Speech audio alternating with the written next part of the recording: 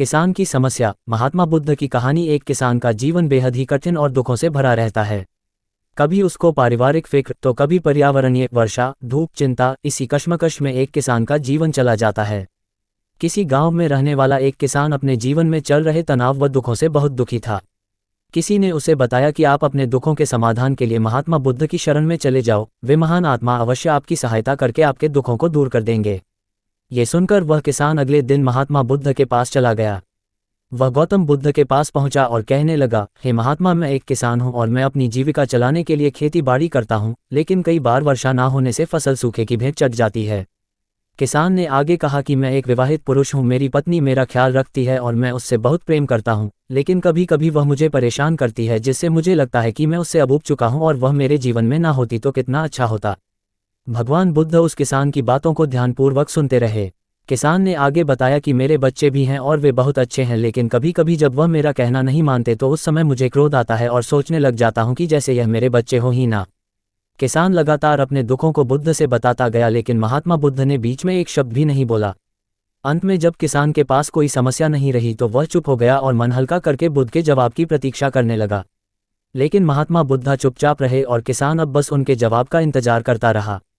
अंत में जब किसान का सब्र फूटा तो ऊंची आवाज में उसने भगवान बुद्ध से कहा, क्या आप मेरी समस्याओं का समाधान नहीं करेंगे? मैं तुम्हारी किसी भी प्रकार की कोई सहायता नहीं कर सकता। बुद्ध ने उत्तर दिया। किसान को ये सुनकर तो कुछ देर खुद के कानों पर यकीन नहीं हुआ।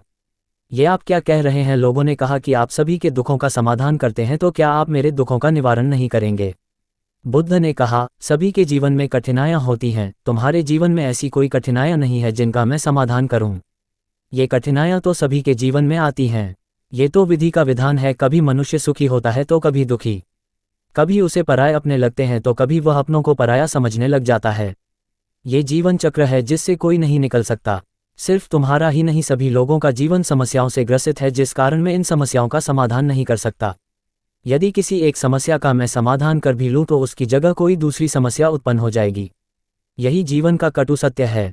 किसान ये सुनकर क्रोधित हो गया और कहने लगा कि सब लोग कहते हैं कि आप महात्मा हो, मैं आपके पास एक आस लेकर आया कि आप मेरी सहायता जरूर करेंगे, लेकिन आप जब समाधान नहीं कर सके तो मेरा यहाँ आना व्यर्थ हुआ।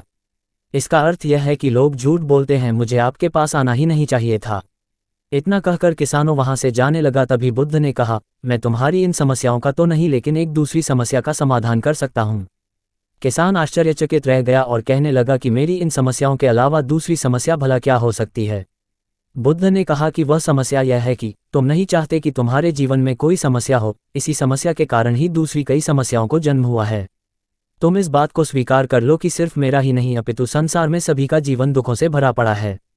तुम अपने आसपास तो देखो, क्या वह लोग तुमसे कम दुखी हैं? तुम्हें अपना दुख बड़ा लगता है और जो लोग तुम्हारे आसपास हैं उनको अपना दुख। इस दुनिया में सभी को अपना दुख बड़ा लगता है, चाहे छोटा हो या बड़ा, लेकिन जिसके साथ हो रहा है उसको बड़ा ही लग रहा है।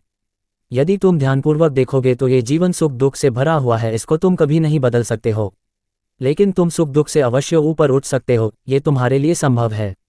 सुख दुख को हम आने से रोक नहीं सकते हैं, लेकिन सुख और दुख का हम पर कोई प्रभाव न पड़े ऐसी व्यवस्था हम कर सकते हैं। सुख दुख के आने से हमें विचलित नहीं होना बल्कि धैर्य से सामना करना है।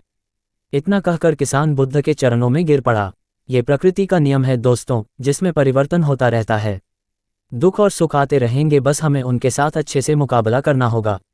सुख के आने पर हमें अति उत्साह नहीं होना चाहिए और दुख के आने पर हमें डटकर मुकाबला करना चाहिए। भगवान बुद्ध द्वारा इस गाने में यही कहा गया कि हमें मुश्किलों या दुखों से घबराना नहीं बल्कि सामना करना है। सूचना सिर्फ मान्यताओं और जानकारियों पर आधारित है। यहाँ ये बताना जरूरी है कि यह मेरा वीडियो किसी भी तरह की मान्यता जानकारी की पुष्टि नहीं करता है। किसी भी जानकारी या मान्यता को अमल में लाने से पहले संबंधित विशेषज्ञ से सलाह लें। धन्यवाद।